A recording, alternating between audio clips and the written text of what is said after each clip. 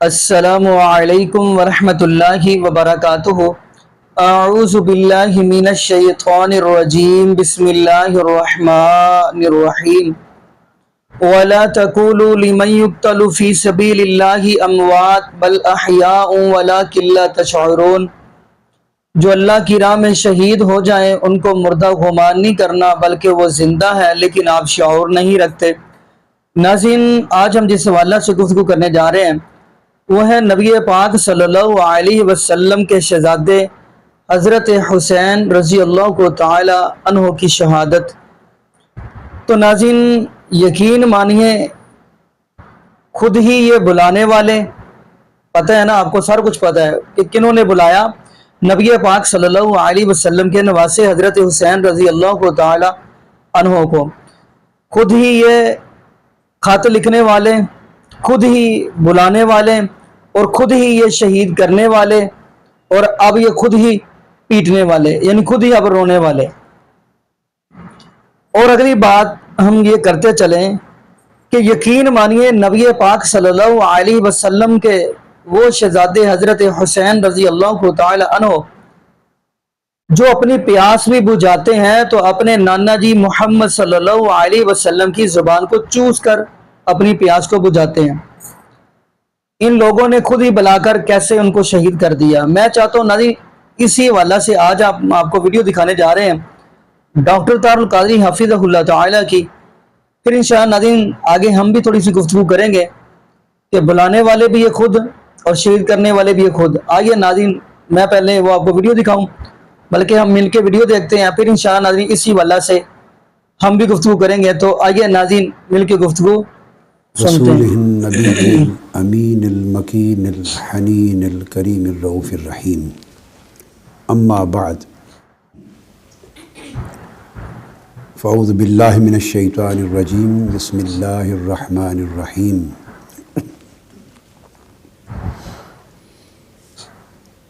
من یطع اللہ والرسول فاولئک مع الذین انعم اللہ علیہم من النبیین والصدیقین والشہداء والصالحین وحسن اولئک رفیقا، صدق اللہ مولانا العظیم۔ محترم علماء کرام، خواتین و حضرات اور معزز ناظرین و سامعین، اللہ رب العزت کا شکر ہے جس کی توفیق سے ہم آج فلسفہ شہادت امام حسین اور عظمت شہادت امام حسین علیہ السلام کے موضوع پر گفتگو کر رہے ہیں، اور یہ ہماری محرم الحرام کے اس موقع پر 3 قسطوں پر مشتمل سلسلہ وار گفتگو کی آخری قسط ہے۔ آج کی گفتگو کے لیے میں نے سورہ نساء کی آیت نمبر 69 کی تلاوت کی۔ میں بلا تمہید اصل مضمون کی طرف آ رہا ہوں۔ اس میں اللہ رب العزت نے ارشاد فرمایا کہ جو شخص اللہ اور رسول صلی اللہ علیہ وآلہ وسلم کی اطاعت کرے گا وہ اللہ کے انعام یافتہ بندوں کی معیت پالے گا، اللہ کے انعام یافتہ بندوں کے ساتھ کر دیا جائے گا۔ اور وہ اللہ کے انعام یافتہ بندے کون ہیں؟ وہ انبیاء ہیں، صدیقین ہیں، شہداء اور اولیاء و صالحین ہیں۔ اور فرمایا یہ کتنے اچھے رفیق، کتنے اچھے ساتھی ہیں، اور ان کی سنگت و رفاقت کتنی اعلیٰ سنگت ہے۔ یہاں جو مضمون بیان ہوا یہ در حقیقت تفسیر ہے سورہ فاتحہ کی اس آیت کریمہ کی، جس میں اللہ رب العزت نے ارشاد فرمایا اور ہمیں دعا کرنے کی تلقین کی، اہدنا الصراط المستقیم صراط الذین انعمت علیہم۔ اے اللہ ہمیں صراط مستقیم دکھا، ہمیں سیدھی راہ کی ہدایت عطا فرما۔ پھر صراط مستقیم کی خود وضاحت کی کہ صراط مستقیم سیدھی راہ کون سی راہ ہے؟ فرمایا سیدھی راہ اللہ کے انعام یافتہ بندوں کی راہ ہے۔ گویا اللہ رب العزت نے اپنی ہدایت کو اور صراط مستقیم کو معین کر دیا ہے، مشخص کر دیا ہے، آئیڈینٹیفائی کر دیا ہے اور پرسونیفائی کر دیا ہے۔ شخصیتوں کے ساتھ اللہ نے ہدایت اور صراط مستقیم کو شخصیتوں کے ساتھ جوڑ دیا ہے، اور صراط مستقیم کی پہچان شخصیتوں کے ساتھ کروائی ہے کہ جن لوگوں پر اللہ کا انعام ہوا ہے ان کی راہ اللہ کی طرف سے ہدایت کی راہ ہے اور صراط مستقیم۔ اللہ کا انعام کن پر ہوا اور انعام یافتہ بندے کون ہیں؟ اب یہ سوال پیدا ہوتا تھا۔ اس کا جواب سورہ نساء کی اس آیت کریمہ میں دیا کہ اللہ کے انعام یافتہ بندے 4 طبقات میں ہیں۔ سب سے اعلیٰ انبیاء و رسول اعظام، اس کے بعد صدیقین، پھر شہداء، پھر صالحین ہیں۔ فرمایا ان کے نقوش قدم سے ہدایت تلاش کرو اور ان کے نقوش قدم میں صراط مستقیم کو پالو۔ اگر انبیاء، صدیقین، شہداء، اولیاء، صالحین ان کی راہ سے تم نے ہدایت نہیں پائی تو فقط قرآن کے علم سے، حدیث کے مطالعہ سے، مجرد بحثوں سے، مدرسوں سے، حلقوں سے، مناظروں سے، کتابوں سے ہدایت بالیقین نہیں مل سکتی۔ ان سے علم حاصل ہوتا ہے مگر وہ علم ہدایت میں بدلتا ہے اللہ کے انعام یافتہ بندوں کے نقوش قدم کے ساتھ۔ اب اس آیت کریمہ میں ایک بات واضح ہو گئی کہ اللہ رب العزت نے جب انعام یافتہ بندے 4 طبقات میں بیان کیے تو اس کا مطلب یہ ہوا کہ اللہ کے ہاں سب سے اونچا انعام، سب سے بلند رتبہ نعمت اللہ کی، سب سے اونچے درجے کی نعمت بھی اللہ رب العزت کی بارگاہ میں 4 قسموں میں تقسیم ہو گئی۔ وہ ہوئی نبوت، صدیقیت، شہادت اور صالحیت۔ سب سے اونچی نعمت نبوت ہے۔ اب اس نبوت کا دروازہ بند ہو چکا، اب اس نبوت کا فیض جاری ہے۔ نبی نیا کوئی نہیں آئے گا قیامت تک۔ اب اس نبوت کے اتباع میں اللہ رب العزت کی نعمت امت کے اندر پھر مزید 3 شکلوں میں ہے، صدیقیت کی شکل میں، شہادت کی شکل میں اور ولایت و صالحیت کی شکل میں۔ اور صدیقیت بھی ولایت کا اعلیٰ درجہ ہے۔ تو نعمت اللہ کی 4 نعمتوں میں منحصر ہو گئی، نبوت، صدیقیت، شہادت اور صالحیت۔ اب یہاں سوال پیدا ہوتا ہے، ہم آج کا موضوع اور مضمون جس کو واضح طور پہ بیان کر رہے ہیں وہ ہے کہ امام حسین کی شہادت کی عظمت کیا ہے اور اس کا فلسفہ اور اس کی حکمت کیا ہے۔ راز کیا ہے امام حسین کی شہادت کا کہ بہت شہادتیں ہوئی دنیا میں، آقا علیہ السلام کی بعثت سے پہلے بھی شہادتیں ہوتی رہیں، صحابہ کرام میں بھی ہوئیں، تابعین میں، اور آج تک شہادتیں امت میں اکابر کی، بڑے بڑے اعلام کی ہوتی رہی ہیں، مگر کسی شہادت کو نہ وہ شہرت ملی، نہ اس کے ذکر کو وہ دوام ملا، نہ وہ قبولیت عامہ ملی۔ جو درجہ، جو رتبہ، جو قبولیت، جو شہرت اور جو ذکر کی وسعت شہادت امام حسین کو ملی۔ اس کی وجہ کیا ہے؟ بعض لوگوں کی سمجھ میں یہ بات نہیں آتی تو انہیں یہ التباس لاحق ہوتا ہے، تو وہ کہتے ہیں کہ یہ ایک شہادت تھوڑی ہوئی ہے کربلا کی، اور بھی بڑی بڑی شہادتیں ہوئی ہیں، تو اس کا ذکر تو اتنا نہیں کرتے، تو شہادت امام حسین کے ذکر سے امت کو اتنی لگن کیوں ہے؟ یہ سوال اس لیے ذہن میں ابھرتا ہے کہ شہادت حسین ہے کیا؟ یہ حقیقت سمجھنے کی کوشش نہیں کی گئی۔ تو آج جو میں میسج دینا چاہ رہا ہوں وہ یہ، اس آیت کریمہ کی روشنی میں، کہ شہادت حسین در حقیقت سیرت مصطفیٰ کا ایک باب ہے۔ شہادت حسین سیرت محمدی کا باب ہے۔ شہادت حسین شہادت مصطفی کا اظہار ہے۔ شہادت حسین کمال محمدی اور کمال نبوت مصطفیٰ کا اظہار ہے۔ شہادت حسین کو امام حسین کی شخصیت کے تناظر میں صرف نہ دیکھو، شہادت حسین کو آئینہ سیرت مصطفیٰ میں دیکھو، آئینہ کمالات محمدی میں دیکھو، پھر اس کی عظمت سمجھ میں آئے گی۔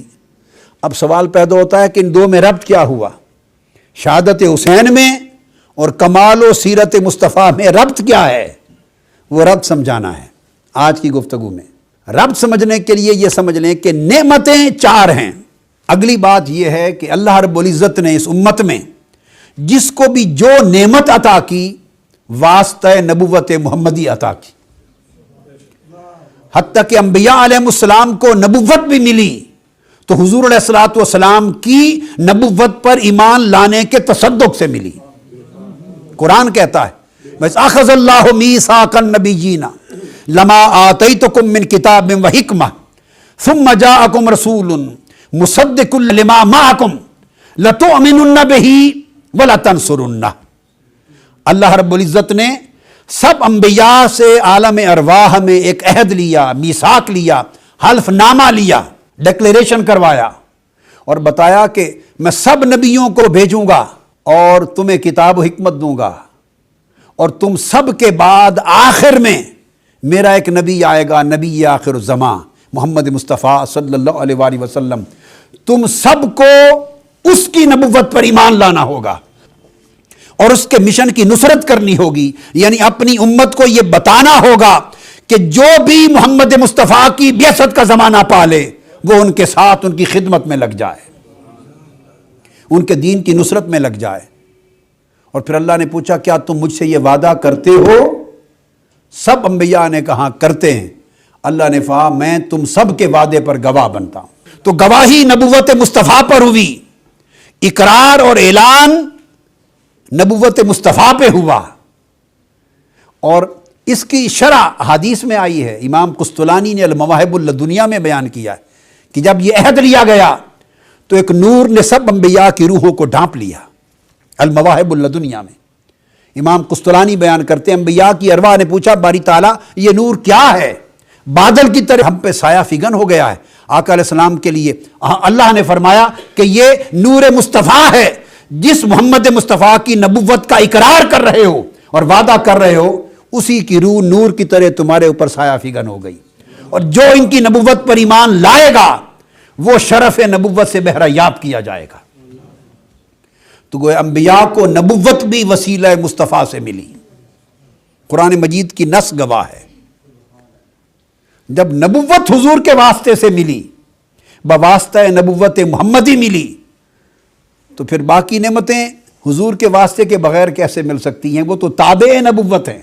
سو جتنے صدیق ہوئے امت محمدی میں ان کو صدیقیت محمدی کے واسطے سے ملی، جتنے اولیاء ہوئے ان کو ولایت محمدی کے وسیلے سے ملی، جتنے صلحاء ہوئے صالحین جن کا ذکر قرآن میں آیا ہے ان کو صالحیت محمدی کے وسیلے سے ملی، متقین کو تقوی حضور کے تقوی سے ملا، اطاعت گزاروں کو اطاعت حضور کی اطاعت سے ملی، پرہیزگاروں کو پرہیزگاری حضور کی پرہیزگاری سے ملی، محسنین کو احسان حضور کے احسان سے ملا، سخیوں کو سخاوت حضور کی سخاوت کے صدقے سے ملی، اہل کرامت کو کرامت حضور کی کرامت کے صدقے سے ملی۔ الغرض جس کو بھی جو نعمت ملی حضور کی امت میں اس کو آقا علیہ السلام کی اسی نعمت کا وسیلہ ملا، اس نعمت کے دروازے سے وہ شخص اس نعمت تک پہنچا۔ لہذا جب ساری نعمتیں حضور کی اس نعمت کے ذریعے سے ہر ایک کو ملی تو پھر شہادت بھی شہیدوں کو حضور کی شہادت کے وسیلے سے ملی۔ قاعدہ یہ ہے، سو جو شہید ہوا اور اس کو مرتبہ شہادت ملا تو چونکہ شہادت ایک نعمت ہے اور ہو نہیں سکتا کہ شہادت ایک نعمت ہو اور وہ شہید کو حضور کے واسطے کے بغیر مل جائے۔ اس لیے کہ کوئی عمل نعمت بھی تب بنتا ہے، نیکی بھی تب بنتا ہے، بر اور تقوی بھی تب بنتا ہے جب حضور کی اتباع میں ہو۔ جو عمل حضور کی اتباع میں نہیں ہے وہ عمل نہ نیکی ہے، نہ تقوی ہے، نہ بر ہے، نہ کرامت ہے، نہ وہ نعمت ہے۔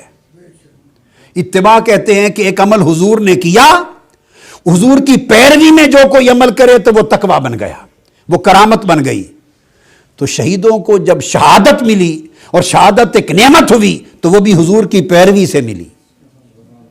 تو پیروی تب بنتی ہے کہ شہادت حضور نے بھی پائی ہو، شہادت میں پیروی تب بنتی ہے کہ شہادت حضور نے بھی پائی ہو، شہادت کی نعمت حضور کی جھولی میں بھی ہو، تبھی تو شہادت محمدی کے واسطے سے کسی کو شہادت کی نعمت ملے گی۔ اللہ پاک نے فرمایا قل ان کنتم تحبون اللہ فاتبعونی، اگر تم اللہ کی محبت چاہتے ہو تو میری پیروی کرو، میری پیروی کرو۔ حضور کی پیروی کے بغیر کوئی عمل نیکی، نعمت اور تقوی قرار ہی نہیں دیا جا سکتا۔ اگر حضور کی پیروی نہ ہو تو شہادت دشمن کے مقابلے میں مر جانا تو ہوگا، وہ نعمت نہیں ہوگی، وہ شہادت نہیں ہوگی۔ درجہ شہید کو مل رہا ہے لا تقولوا لمن یقتل فی سبیل اللہ اموات بل احیاء ولکن لا تشعرون، اور دوسرے مقام پر اللہ کی بارگاہ میں رزق پا رہے ہیں۔ فرمایا اللہ کی راہ میں جو شہید ہو جائے اس کو مردہ نہ کہو، آپ کی آنکھوں کے سامنے کٹ گیا، آپ قبر میں دفن کر آئے، اوپر مٹی ڈال کے قبر بنا آئے، سب کچھ کیا، مگر اللہ کا حکم ہے کہ خبردار اسے مردہ نہ کہنا، کیونکہ شہید زندہ ہے۔ اتنی بڑی نعمت ملی کہ قبر میں ہو کر زندہ ہے، تو وہ نعمت حضور کی اتباع کے بغیر کیسے مل سکتی؟ اور اتباع کا مطلب ہے کہ پہلے وہ عمل حضور میں ہو، پھر کوئی اس کی پیروی کرے تو اتباع بنتی ہے۔ تو شہیدوں کی شہادت نعمت ہی تب بنتی ہے کہ پہلے شہادت سیرت مصطفیٰ میں پائی جائے، اور اگر وہ سیرت مصطفیٰ میں شہادت کا باب نہیں ہے تو پھر حضور کی امت میں کوئی شہید نہ شہید ہے، نہ صاحب نعمت ہے، نہ زندہ ہے۔ اب یہ ایک بنیادی نقطہ تھا، اس لیے حضور نے یہ بھی فرمایا انما انا قاسم واللہ یؤتی، ساری نعمتیں اللہ مجھے دیتا ہے اور پھر تقسیم کائنات میں کرتا ہوں۔ یہ بخاری شریف میں، اس میں بھی وہی آ گیا انا قاسم، کہ شہادت ایک نعمت ہے تو پہلے وہ شہادت کی نعمت حضور کو ملی، پھر حضور سے آگے امت میں تقسیم ہوئی۔ اسی طرح حضور کو اسوہ بنایا گیا، پرفیکٹ ماڈل آف بیہیویئر۔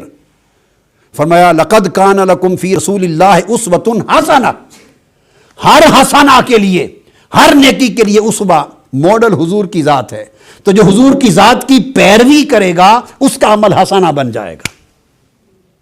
تو شہادت ایک حسنہ ہے، اعلیٰ نیکی ہے، تو وہ تب بنی اعلیٰ نیکی کہ حضور کی شہادت کی پیروی ہوئی۔ اب سوال پیدا ہوتا تھا، نیکسٹ سٹیپ ہم آگے بڑھ رہے ہیں کہ ساری نعمتیں تو حضور کی ذات میں ہیں، تو شہادت تو ظاہراً دکھائی نہیں دیتی۔ حضور تو شہید نہیں ہوئے، آقا علیہ السلام شہید نہیں ہوئے، تو جب حضور شہید نہیں ہوئے تو شہادت کی نعمت حضور کے وجود میں، حضور کی ذات میں، حضور کی سیرت میں کیسے پائی گئی؟ یہ سوال تھا۔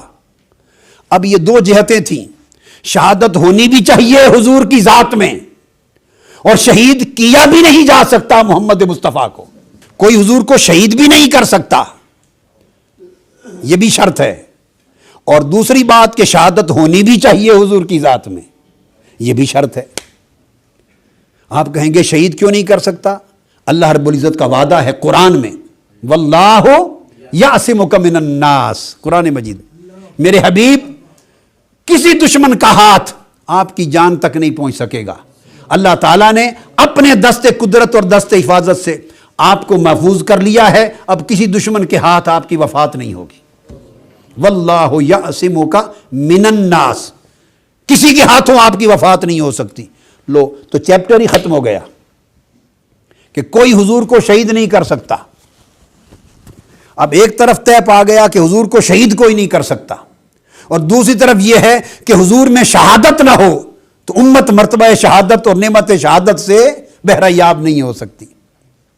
لہٰذا اللہ رب العزت نے حضور کو شہید نہ کرتے ہوئے مرتبہ شہادت پہ فائز کرنا تھا، تو اس کی شکل پہلی تو نہ رہی کہ حضور کی ذات پر شہادت وارد ہو، وہ تو نہ رہی، تو دوسری شکل کیا تھی؟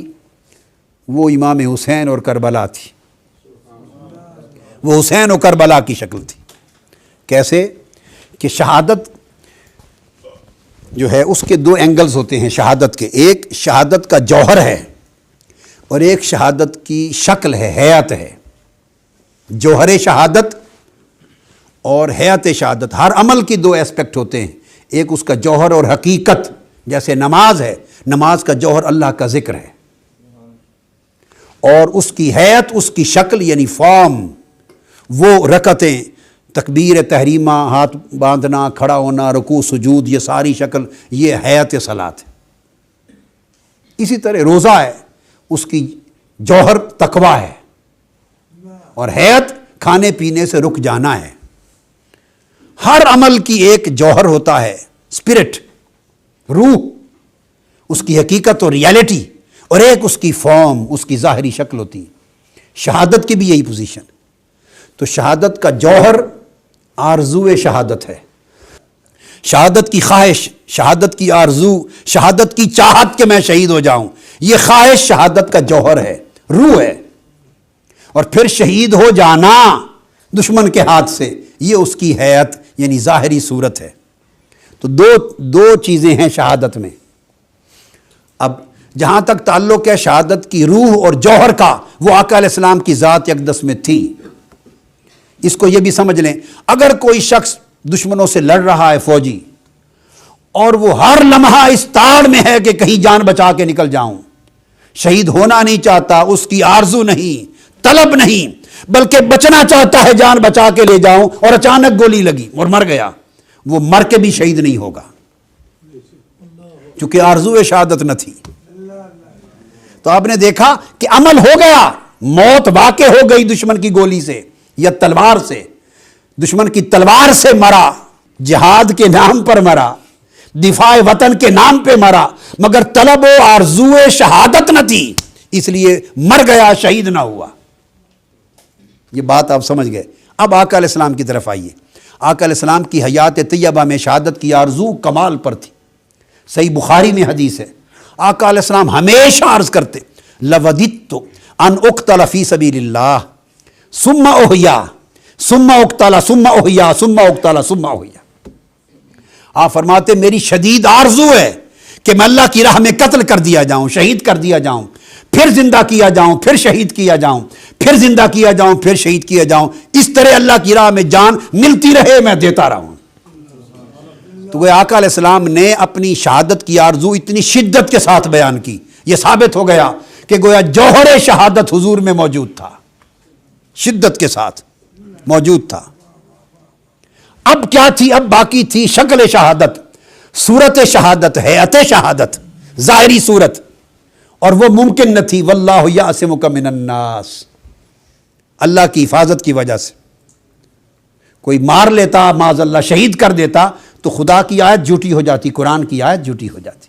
لہٰذا اب اس کی شکل یہ ہوئی کہ اللہ رب العزت نے حضور کی شہادت کی آرزو بھی تھی، اور اس شہادت کی ابتدا بھی حضور کی زندگی میں کر دی۔ احد کے میدان میں حضور علیہ الصلوۃ والسلام پر پتھر مارے گئے۔ شہادت کی شکل یہ ہے کہ دشمن اپنے آلہ سے حملہ کرے، دشمن کے حملے سے انسان زخمی ہو اور اس کے کوئی جسم سے خون بہے، اور چوتھی شرط پھر وفات ہو جائے۔ میدان احد میں دشمن نے حضور پہ حملہ بھی کیا، نیزے سے بھی کیا، پتھروں سے بھی کیا۔ آقا علیہ السلام زخمی بھی ہوئے، دندان مبارک بھی ٹوٹا، رخسار مبارک سے خون بھی بہا، اور سواری سے نیچے زمین پہ بھی تشریف لے آئے، اور غشی کی کیفیت بھی طاری ہو گئی۔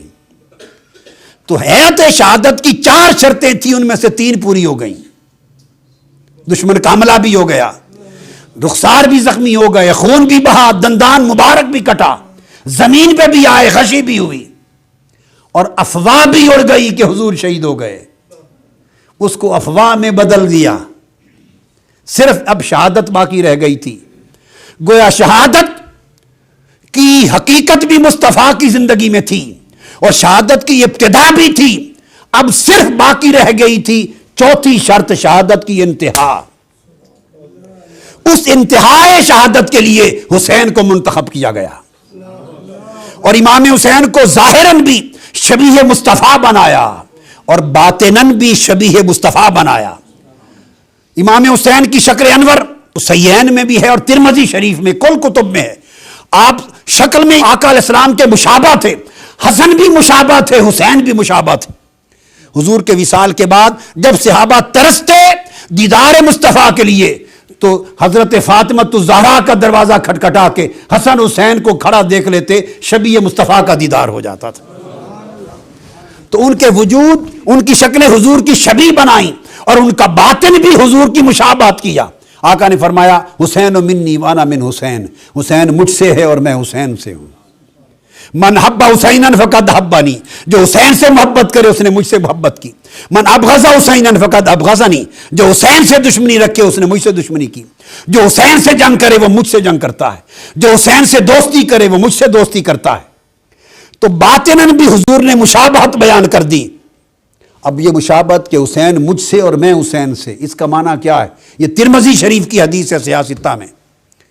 حسین تو مصطفیٰ سے ہیں، اس لیے کہ بیٹا باپ سے ہوتا ہے، جز اپنے کل سے ہوتا ہے، مگر حضور نے فرمایا انا من حسین، میں حسین سے ہوں. تو مصطفیٰ حسین سے کیسے ہو گئے؟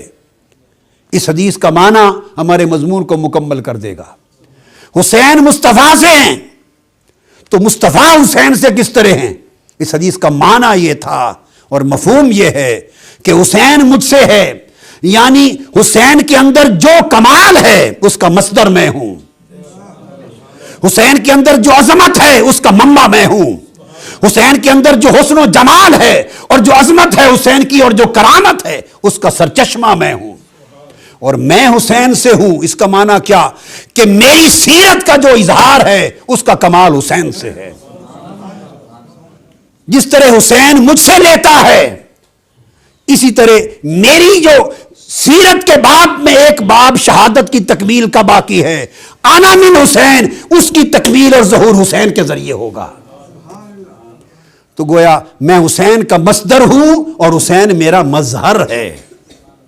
میں حسین کا اوریجن ہوں اور حسین سے میری شہادت کی ڈیمونسٹریشن ہوگی، میری شہادت کا ظہور حسین سے ہوگا.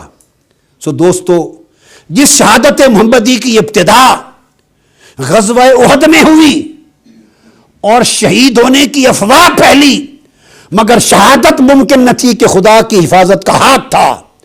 اب اس کے ساری شرطیں پوری ہو چکی تھیں، آخری شرط وفات پا جانا باقی تھی. تو اللہ رب العزت نے پھر ظاہر اور باطن میں حضور سے مشابہت عطا کر کے حضور کو بیٹا حسین دیا، اور حسین کو ظاہر باطن میں حضور کا شبیہ بنایا. شکل میں بھی اور قلب میں بھی، ظاہر میں بھی باطن میں بھی، اوصاف و کمالات میں بھی، سیرت و کردار میں بھی اپنا شبیہ بنا کر.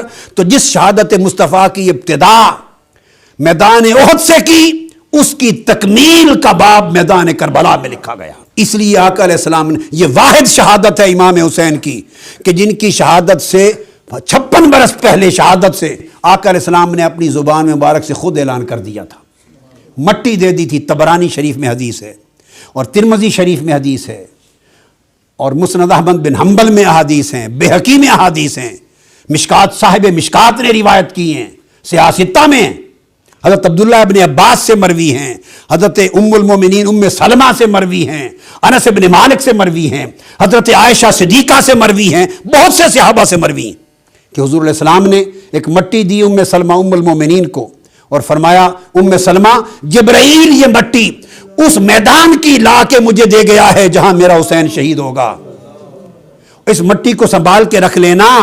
اذا تحولت هذه التربة دما فاعلمی ان ابنی قد قتل، جب یہ مٹی خون میں بدل جائے سمجھ لینا کہ میرا حسین شہید ہو گیا.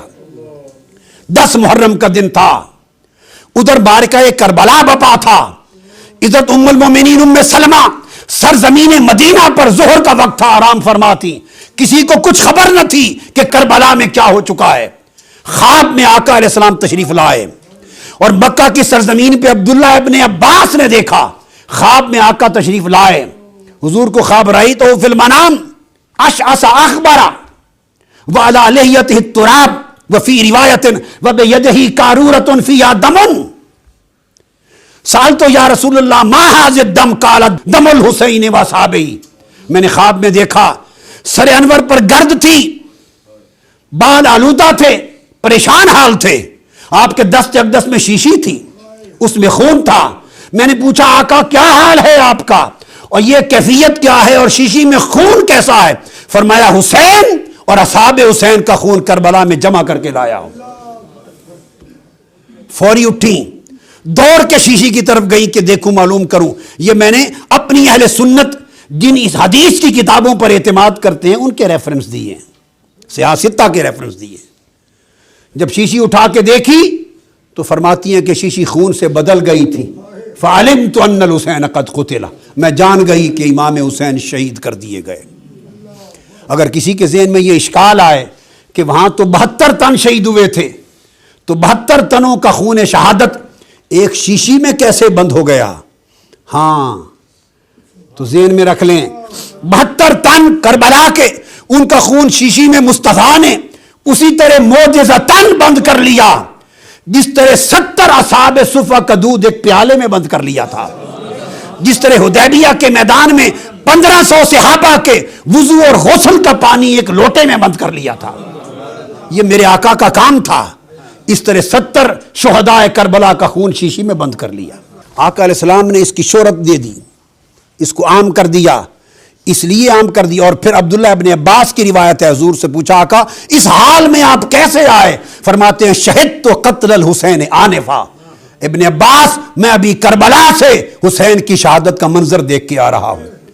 تو چونکہ حضور کی اپنی شہادت تھی اس لیے روحانی طور پہ خود کربلا میں موجود تھے, اور امام حسین کی حوصلہ افزائی فرما رہے تھے کہ حسین کوئی بات نہیں پانی بند ہو گیا, حسین کوئی بات نہیں ظلم و ستم کی انتہا ہو گئی, حسین کوئی بات نہیں کہ جبر اور بربریت کی انتہا ہو گئی, حسین کوئی بات نہیں کہ جواں علی اکبر چلا گیا, حسین کوئی بات نہیں کہ شہزادہ علی اصغر چلا گیا, کوئی بات نہیں کہ سارا خانوادہ لٹ گیا, ابھی تیری بھی شہادت ہونے والی ہے.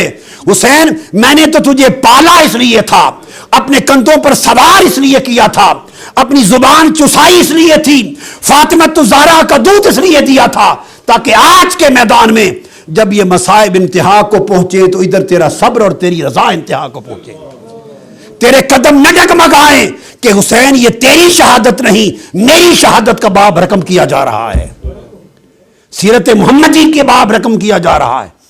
سو اس شان سے امام علی مقام نے اپنی جان آفری کو پیش کی, ادھر شہید ہوئے, جان آفری کو پیش ہوئی, ادھر سے آواز آئی یا ایتھا النفس المطمئنہ ارجعی الی ربک راضیۃ مرضیہ فادخلی فی عبادی وادخلی جنتی. سو اس طرح سیرت مصطفیٰ کا باب شہادت کربلا کی دن رقم کر دیا گیا, اور امام حسین کے وجود کے ذریعے شہادت مصطفیٰ کا باطن باب اپنے ظہور کو پہنچ گیا. یہ وجہ ہے کہ جیسی شہرت اور دوام پھر حضور علیہ السلام کی سیرت کو ملا, ویسی ہی شہرت اور دوام امام حسین کو شہادت کی ملی, چونکہ شہادت حضور کی سیرت ہی کا ایک باب تھا. دوسروں کی شہادت ان کی اپنی شہادت ہے, حسین کی شہادت صرف حسین کی نہیں مصطفیٰ کی شہادت ہے صلی اللہ. جی ناظرین, آپ نے یہ ویڈیو ملاحظہ فرمائی. ناظرین, نبی پاک صلی اللہ علیہ وسلم کے نواسے حضرت حسین کو شہید کرنے والے بھی یہ کوفی, اور نبی پاک صلی اللہ علیہ وسلم کے داماد حضرت علی المرتضیٰ رضی اللہ تعالی عنہ کو شہید کرنے والے بھی یہ کوفی. ناظرین, ان لوگوں نے اتنے ظلم کی انتہا کی. میں یہ بھی بات کہتا چلوں, 18,000 غالباً انہی کی کتابوں سے آپ دیکھیں گے کہ خط لکھا انہوں نے. اور اگلی بات میں کرتا چلوں, قرآن نے بڑی کمال کی بات کی ہے. فرمایا وَلَا تَقُولُوا لِمَن يُقْتَلُ فِي سَبِيلِ اللَّهِ أَمْوَاتٌ بَلْ أَحْيَاءٌ وَلَٰكِن لَّا تَشْعُرُونَ. جو اللہ کی راہ میں شہید ہو جائیں ان کو مردہ خمار نہیں کرنا, بلکہ وہ زندہ ہے لیکن آپ شعور نہیں رکھتے. ناظرین, ایک طرف یہ کہتے ہیں شہید زندہ ہے, الحمدللہ ہم بھی کہتے ہیں شہید زندہ ہے, تو زندہ کا ماتم نہیں کرتے.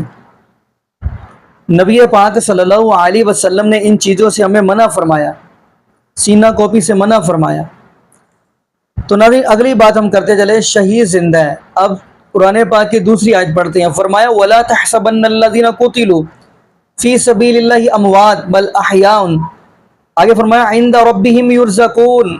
جو اللہ کی راہ میں شہید ہو جائیں ان کو مردہ گمان نہیں کرنا, بلکہ وہ زندہ ہے اور ان کو رزق بھی دیا جاتا ہے.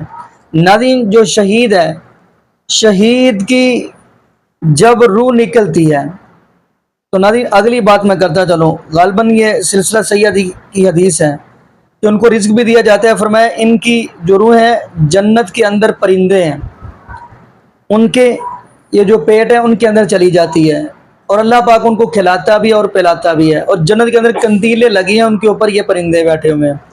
اور اگلی حدیث مسند احمد کی، جیسا کہ نبی پاک صلی اللہ علیہ وسلم کے صحابہ تشریف فرمایا ہے، نبی پاک صلی اللہ علیہ وسلم فرمائے لگے جنتیوں کو پرندوں کا گوشت ملے گا، اور ان میں سے سب سے پہلے جن کو پرندوں کا گوشت ملے گا وہ ہے حضرت ابو بکر صدیق رضی اللہ تعالی عنہ. تو پوچھا گیا کہ جنت کا پرندہ کتنا بڑا ہے؟ بتایا گیا جنت کا پرندہ اتنا بڑا ہے جتنا دنیا کے اندر آپ اونٹ دیکھتے ہیں، اتنا بڑا جنت کا پرندہ ہے. باقی ناظرین یہاں پہ ہم دعا کرتے ہیں اللہ پاک ہمیں نبی پاک صلی اللہ علیہ وسلم کی شریعت کے مطابق زندگی گزارنے کی فیق دے، اور اللہ پاک ہمیں 5 وقت کا پکا اور سچا نمازی بنا دے، اور جتنے بھی بے اولاد جوڑے ہیں اللہ پاک سب کو نیک نورینہ صحت تندرستی والی ایمان والی لمبی زندگی والی اولاد عطا فرما دے. جزاکم اللہ خیرہ، احسن جزا. السلام علیکم ورحمۃ اللہ وبرکاتہ.